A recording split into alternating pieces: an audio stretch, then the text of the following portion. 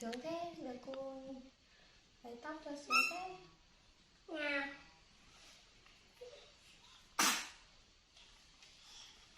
Em đang đi xuống. Đâu cũng chui vào.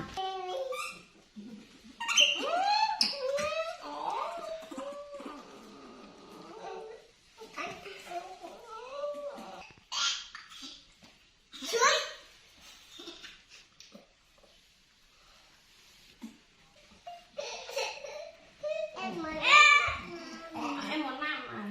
Cho em nằm nhá. Cho anh nằm. Chui vào. Không chui vào. Chui vào đâu? Chui vào tới.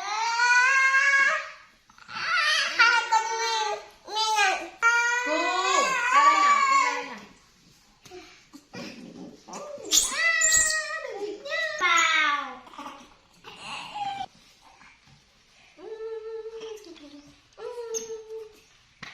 Em muốn mình vào đi không Làm đi sao? Làm sao? Làm sao? bồ Đi lấy thuốc uống nhá. Mẹ đi lấy thuốc cho mà uống nhá. dạ Đến giờ uống thuốc nhá. rồi Rồi nhá. nằm đây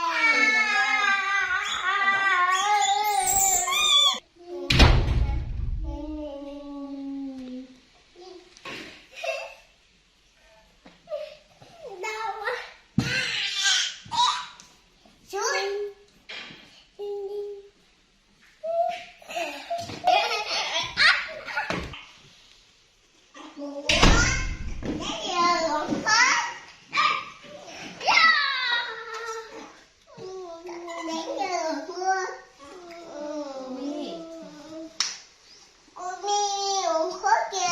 Không.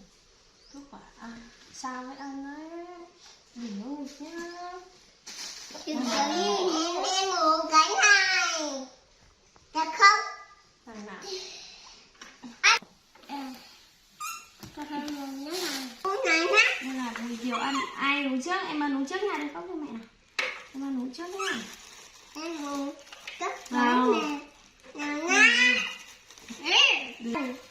Cho con. Để cho con nữa nhá. Của em nhá. Được không?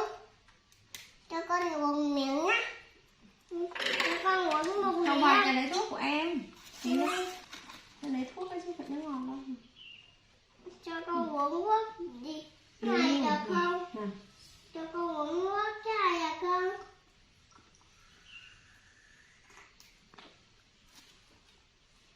Nào nào nào. Đúng.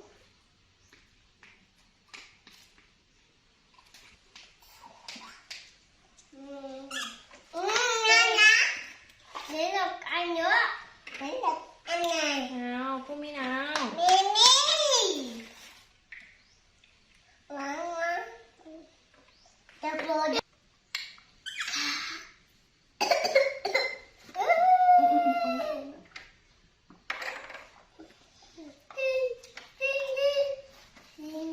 Rồi, Đây này, đây này.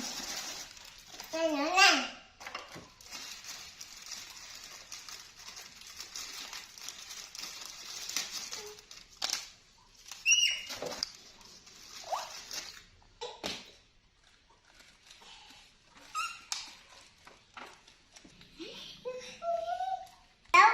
Sao lại túm đầu em như thế?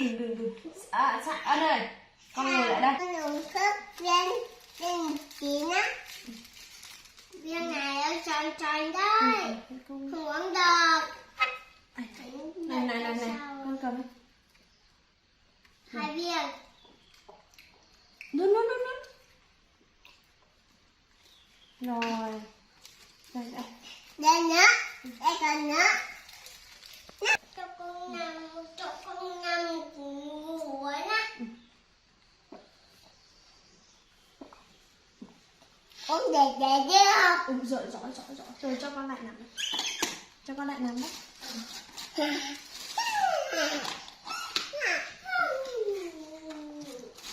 Em không uống thuốc nữa. Để uống thuốc. Anh sao ơi? Anh sao?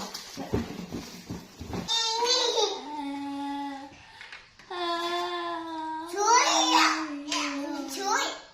không trêu em. Yeah. Mặc áo gì luôn.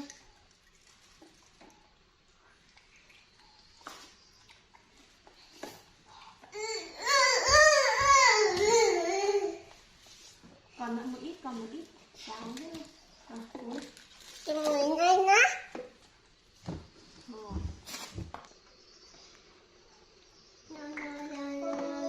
Chắc chắn cần thiết lên rồi nhá. Này anh sao này? Anh sao?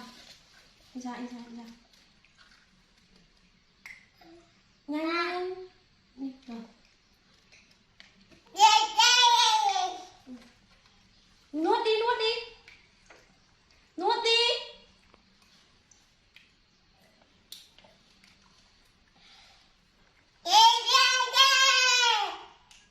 Uống đi. Chào muối. Nuốt, nuốt, nuốt, nuốt, nuốt, nuốt, nuốt. Nuốt được chưa? Đắng. Chó đắng. Nhanh lên. Rồi nuốt luôn. Đây. Trời. Nuốt đi. Nuốt đi, nuốt đi. Đừng con, không trêu em. Bài nước. Nào.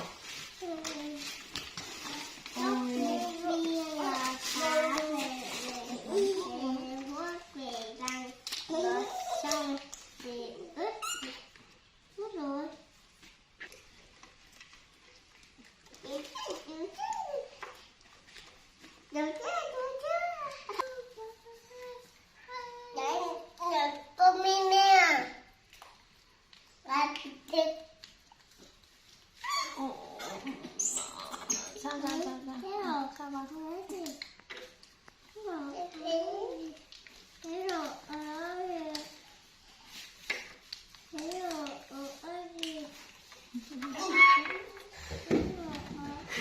Này anh sao này? Mi con xuống đi. Sao đây đứng nhìn thấy không?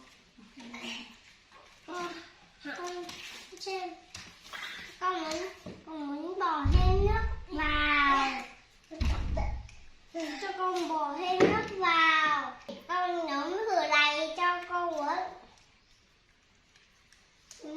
Cho con nhắm phù ra, nhắm phù ra.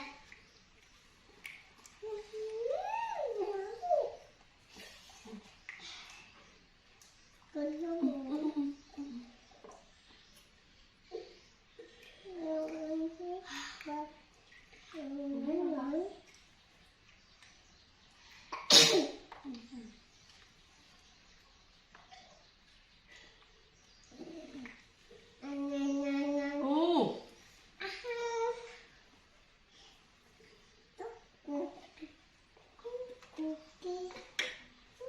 Hết chưa? Xong chưa? Miếng nữa.